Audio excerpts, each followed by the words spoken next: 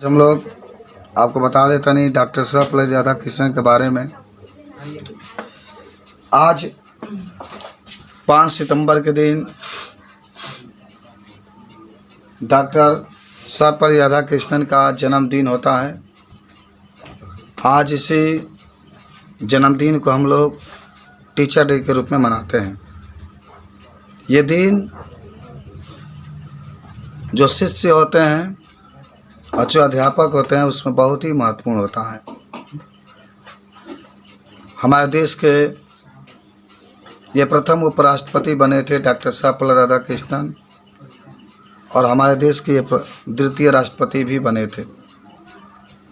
तो आज इनके बारे में हम लोग जानेंगे क्यों हम लोग 5 सितंबर के दिन ही शिक्षक दिवस के रूप में मनाते हैं। बहुत ही गरीब परिवार में इनका जन्म हुआ था।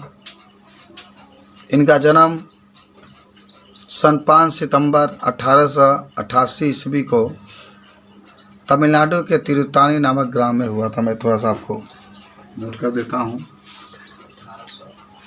कि इनका जन्म के बारे में अगर आपसे कोई पूछे तो कहिएगा 5 सितंबर सन 1888 ईस्वी में तमिलनाडु के यहाँ तिरुत्तानी नामक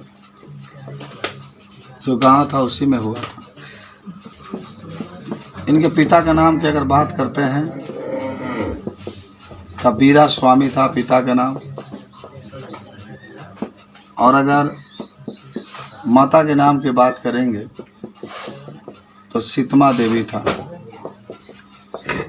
माता का क्या नाम था? सीतमा देवी।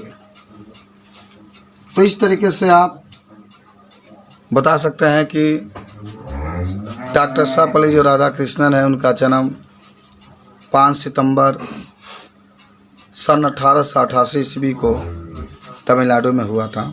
सीतमा देवी उनकी माँ का नाम था, वीरा स्वामी उनके पिताजी। बहुत ही गरीब परिवार में हुए थे। अपनी प्रारंभिक शिक्षा उसने अपने घर में ही किया। उसके बाद वहीं के सरकारी कॉलेज में पढ़ने के लिए चले गए। पढ़ाए भी। अच्छा, इनका एक नाम बहुत प्रसिद्ध है। 7 विश्वविद्यालय में पढ़ाए थे। मद्रास यूनिवर्सिटी में पढ़ाए हैं, कलकत्ता विश्वविद्यालय में पढ़ाए हैं, कैम्ब्रिज विश्वविद्यालय में भी इनको पढ़ाने का मौका मिला। विदेशों में भी जाकर ये पढ़ाए हैं। हमारे उत्तर प्रदेश के जो बनारस में हिंदू विश्वविद्यालय उसमें भी ये पढ़ाए हैं। दिल्ली विश्वविद्यालय में भी पढ़ाए हैं। अपने जीवन में 40 वर्षों तक पढ़ाए हैं। 40 वर्षों तक ये अपने जीवन में पढ़ाने का कार्य किए हैं। इन्होंने कलकत्ता विश्वविद्यालय में भी जाकर के जो अशुद्धियाँ थी उसको दूर किया। जो बच्चे पढ़ाई पर मन नहीं देते थे, बच्चों को उसने मोटिवेशन किया। बच्चों को हमेशा बताते थे कि तुम्हें किस रास्ते को चुनना चाहिए। ये कहते थे कि हमें किताबों से ज़्यादा हमें अपने ऊपर ध्यान रखना चाहिए कि हम क्या कर रहे हैं, और ये जो कर रहे हैं इसका आने वाला समय में नतीजा क्या निकलेगा। गलत कर रहे हैं तो उसका नतीजा गलत ही निकलेगा। सही रास्ते पर चल रहे हैं तो सही रास्ते पर निकले। कहा करते थे कि हमें कुछ टाइम निकाल करके, कुछ समय निकाल करके अपने ज़िंदगी के कुछ हिस्सों का ये ज़रूर सोचना चाहिए कि जो हम कर रहे हैं वो आने वाला समय में क्या हमारे परिवार का नाम ऊंचा होगा, कि हमारा परिवार का नाम डूब जाएगा। वो इस बातों को पूरा बताए थे। उसके बाद से ये हमारे देश के प्रथम राष्ट्रपति बने। सन 1952 ईस्वी में ये हमारे देश के प्रथम उपराष्ट्रपति बने। 1952। आपसे पूछा जाता है कि हमारे देश के प्रथम उपराष्ट्रपति का क्या नाम है, तो आप सीधे कहिएगा कौन है भाई? डॉक्टर सर्वपल्ली राधाकृष्णन। चलो शॉर्टकट में लिख देते। हमारे देश के ये 1962 से लेकर के 1967 तक हमारे देश के द्वितीय राष्ट्रपति भी बने थे। आपसे पूछा जाता है कि हमारे देश के द्वितीय राष्ट्रपति कौन बने थे, तो बता सकते हैं 1962 से लेकर 1967 के बीच में देते हैं राष्ट्रपति। और आप ये कह सकते हैं कि सन 1954 ईस्वी में इन्हें भारत रत्न से नवाजा गया था।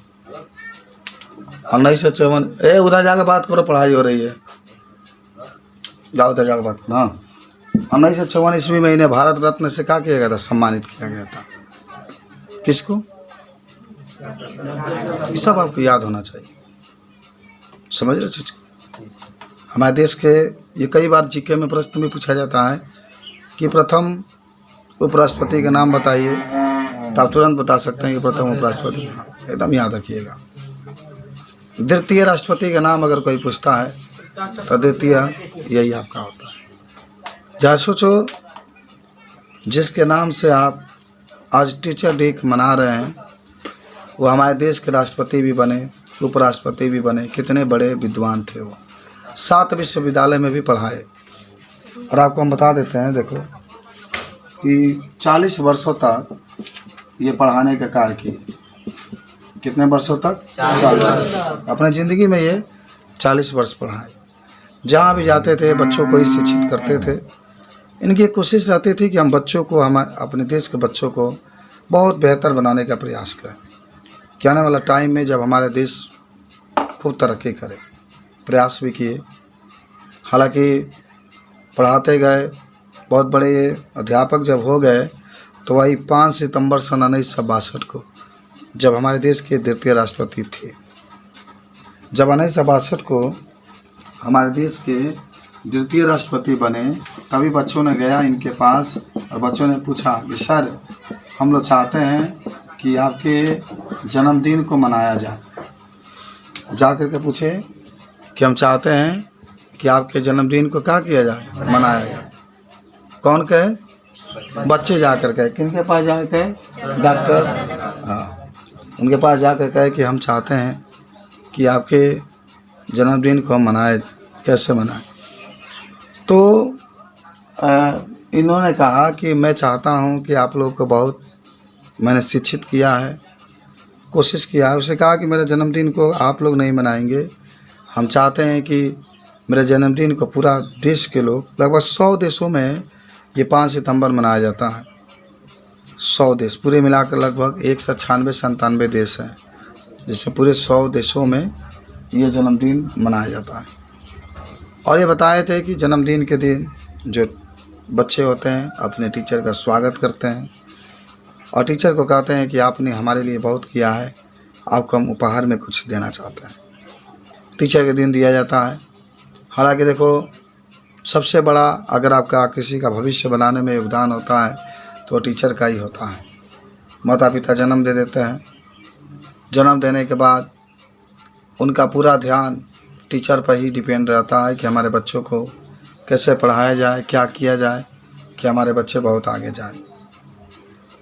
और चाहे कोई डॉक्टर बने, चाहे कोई इंजीनियर बने, चाहे कोई जज बने, चाहे कोई हेल्थ डिपार्टमेंट में जाए या कोई पुलिस डिपार्टमेंट में जाए या प्रधानमंत्री बने, राष्ट्रपति बने, गृह मंत्री बने, जो भी बने, उन सभी को बनने में शिक्षा का बहुत बड़ा योगदान होता है। डॉक्टर भी बनेंगे तो आपको कोई ना कोई गाइडलाइंस देगा कि तुम ऐसी पढ़ाई करनी चाहिए, तुम डॉक्टर बन सकते हो आने वाला टाइम में। कल देश के प्रधानमंत्री भी कह रहे थे कि हमें जितने भी टीचर हैं बच्चों को चाहिए कि उनका सम्मान करना चाहिए। सभी टीचरों को उनका संबोधन भी आया था कि जितने भी टीचर हैं वह टीचर जितने परिश्रम से,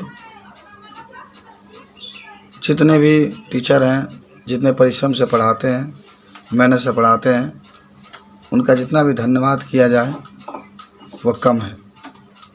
क्योंकि हमारे देश के यही डॉक्टर सर्वपल्ली राधाकृष्णन भी बहुत गरीब परिवार में जन्म लिए थे। गरीब परिवार में जन्म लेने के बाद ये बहुत आगे गए। आपका सोच आपको आगे बढ़ाएगा।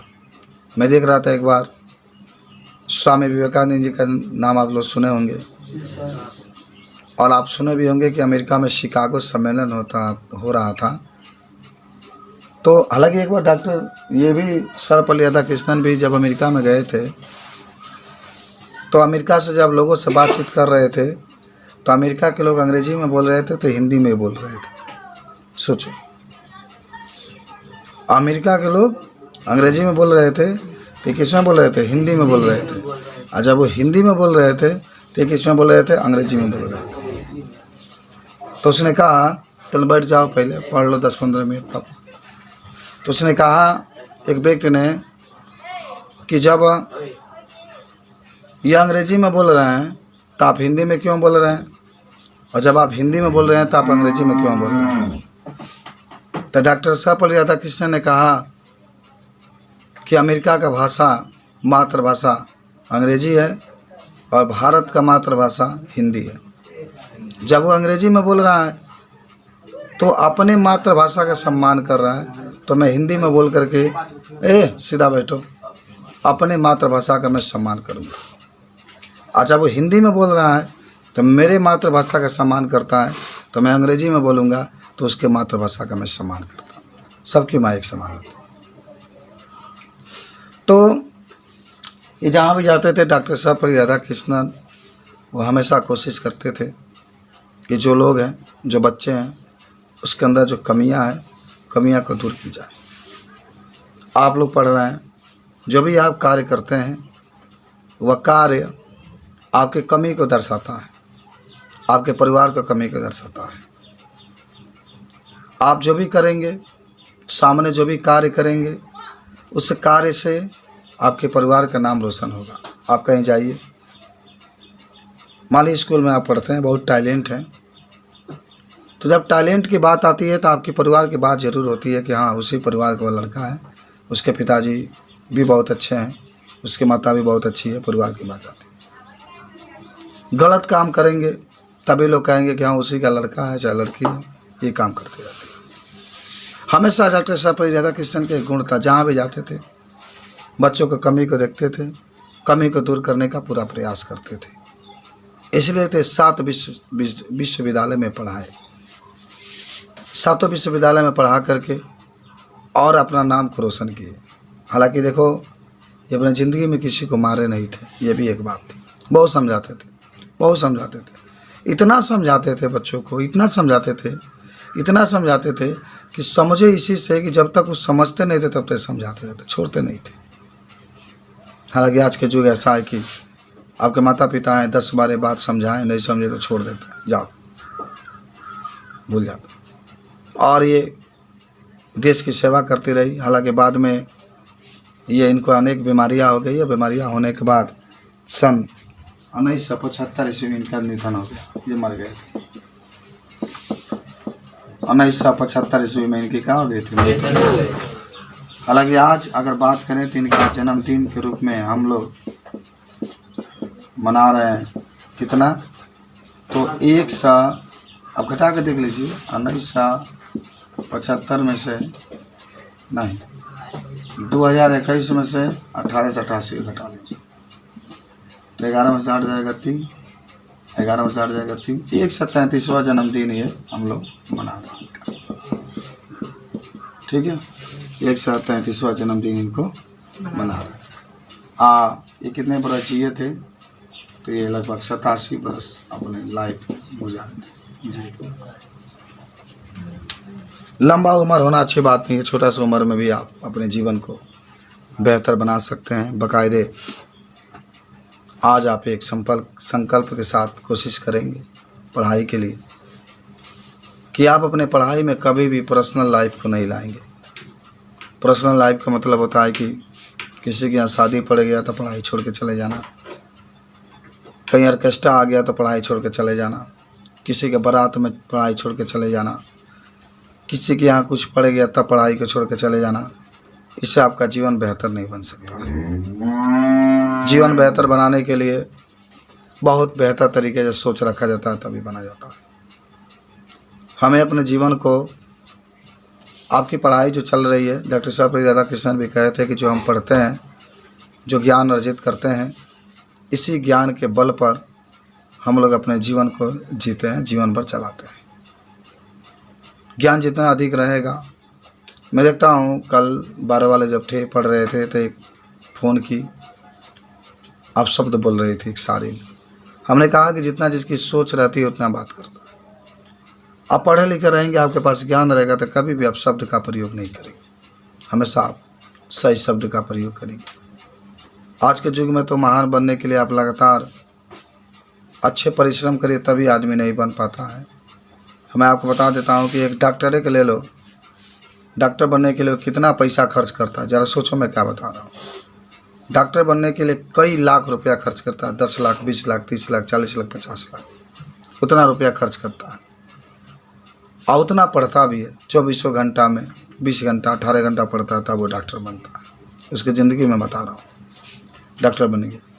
फिर जब वो डॉक्टर बन जाता है तो डॉक्टर बनने के बाद फिर वह चैन से सो भी नहीं पाता है। रात में सोया हुआ आप जाएंगे, इमरजेंसी कोई मरीज है, फिर उसको जागना पड़ता है। एक तो पढ़ा था वो उतना परिश्रम किया और आज डॉक्टर बन गया है तभी उसको जागना पड़ता है। जरा सोचो कितना परिश्रम करना पड़ता है उससे। इसी तरीके से टीचर भी है, टीचर भी जो बनता है अपने जीवन में बहुत परिश्रम किया और आज आपको पढ़ाता है। फिर आप उसके पास जाते हैं, कभी भी सवाल पूछने के लिए आपको बताता है, तो भी कितना परिश्रम करता है। जो परिश्रम किया वो लाइफ भर उसको परिश्रम करना पड़ेगा। जो नहीं पढ़ा, सपोज मान लीजिए आप लोग नहीं पढ़े, बिल्डिंग मारने के लिए चले गए या दुकान कोई कर लिए, तो आप तो दुकान किए, 5 बजे चला, 6 बजे चला, सो गए, ऐसे से सोते और सुबह 10 बजे जाएंगे, 9 बजे जाएंगे, तो आपकी लाइफ बहुत आराम से बीतेगी। आराम से ज़िंदगी है। और देखो मैं आपको एक चीज़ बता देता हूँ, ज़िंदगी को आज एक बात नोट करो। अभी आप बहुत छोटे हैं मेरे नज़र से, सबसे बड़े तो अभी 12 वाले हैं, आपसे 4 साल बड़े हैं, जानते भी होंगे। लेकिन अभी जो बातें आपको बता रहे हैं याद रखिएगा।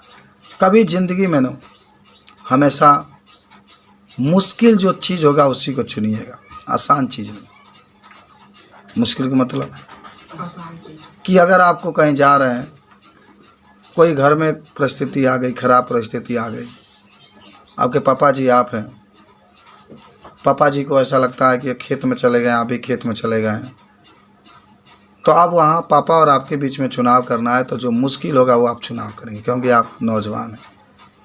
खेत को कोड़ाई करना है, कोड़ना है तो आप काम करेंगे, और कोई आसान काम होगा तो अपने पिता को आप करने के लिए कहेंगे। ज़िंदगी में ऐसा होना चाहिए। हमेशा आपको जो कठिन परिश्रम होता है, जो कठिन कार्य होता है, उसको चुनना चाहिए। आपको लड़ाई करनी चाहिए, उससे जीत आपको मिलेगी। आसान चीज़ नहीं करना चाहिए, क्योंकि जो इंसान हमेशा आसान करता है, आसान चुनता है, वो अपने ज़िंदगी में कभी सफल नहीं हो पाता। हम आसान का मतलब क्या है? हमारा पूरा लाइफ, आपका पूरा लाइफ, बहुत ऐसे बच्चे होंगे जो पूरा दिन उसका मोबाइल चलाने में ही बीत जाता है। ज़रा सोचो, इतने कीमती टाइम को हम लोग उसमें गंवा दे रहे हैं। आने वाला टाइम में हम क्या बन सकते हैं? इसलिए टाइम को अच्छे तरीके से रखना चाहिए। डॉक्टर सर्वपल्ली राधाकृष्णन देखिए बहुत बड़े शिक्षक भी बने, राष्ट्रपति भी बने, उपराष्ट्रपति भी बने, और भारत का सबसे बड़ा जो पुरस्कार होता है भारत रत्न होता है। इन्हें 1954 ईस्वी में भारत रत्न के पुरस्कार से इनको नवाजा गया था। आप देख रहे हैं, बता सकते हैं? तो इनके बारे में भी अगर आपसे कोई पूछे, कोई जाने, कोई समझे, तो आप इसको बता सकते हैं कि डॉक्टर सर्वपल्ली राधाकृष्णन अपने जीवन में कितने परिश्रम किए। आज आप एक संकल्प लेकर चलेंगे कि आप भी कोशिश करेंगे कि डॉक्टर सर्वपल्ली राधाकृष्णन का जो गुण है, उसके अंदर जो गुण है, जो संस्कार है, आप उसको उतारने का प्रयास करेंगे। एक टीचर यही कह सकता है कि आप हमेशा बेहतर बनने का प्रयास करें। और ये कहते थे कि हमें पढ़ाई से ज़्यादा, किताबों से ज़्यादा हमें अपने ज़िंदगी पर, हमें अपने जीवन पर, और हमें अपने ज़िंदगी में क्या कर्तव्य होता है उसके बारे में सोचना चाहिए। किताब तो एक आधार आपका है, हमें अपने जीवन को संस्कारिक बनाने का पूरा प्रयास करना चाहिए। और पढ़ाई को कभी भी नौकरी की तरह नहीं पढ़ना चाहिए कि हम नौकरी करने के लिए पढ़ रहे हैं। पढ़ाई को हमेशा अपने जीवन को अच्छे बनाने के लिए, बेहतर बनाने के लिए। माने आपका देखो लाइफ ऐसा होना चाहिए। ये कहे भी थे डॉक्टर सर्वपल्ली राधाकृष्णन कि अगर आप लोग 4 भाई हैं 5 भाई हैं, 3 भाई हैं, तो आपका जीवन ऐसा होना चाहिए कि पूरा भाई आपसे खुश रहे और आपको हमेशा हेल्प करने की कोशिश करें। तीनों भाई अगर आप कहते हैं कि भैया मुझे डॉक्टर बनना है, 10 लाख रुपए की ज़रूरत है, तो तीनों भाई कहें कि तुम पढ़ो, हम देने के लिए तैयार हैं। देने के लिए कहा है, लेकिन इसके लिए आपके अंदर क्वालिटी होना चाहिए, वह गुण होना चाहिए जिससे आपके पूरे भाई खुश रहें और उनको महसूस हो कि मेरा भाई बहुत मेहनत से पढ़ाई कर रहा है। ये सब ज्ञान आपको सीखना चाहिए, आना चाहिए, समाज में मिलता भी होगा आपको देखने के लिए। ऐसा ये सब बातें आपको होती हैं। तो डॉक्टर सर्वपल्ली राधाकृष्णन के बारे में आपने देखा, उनके बारे में आपने सुना, कोई आपसे पूछेगा तो इसकी चीज़ मैं बता सकता हूँ।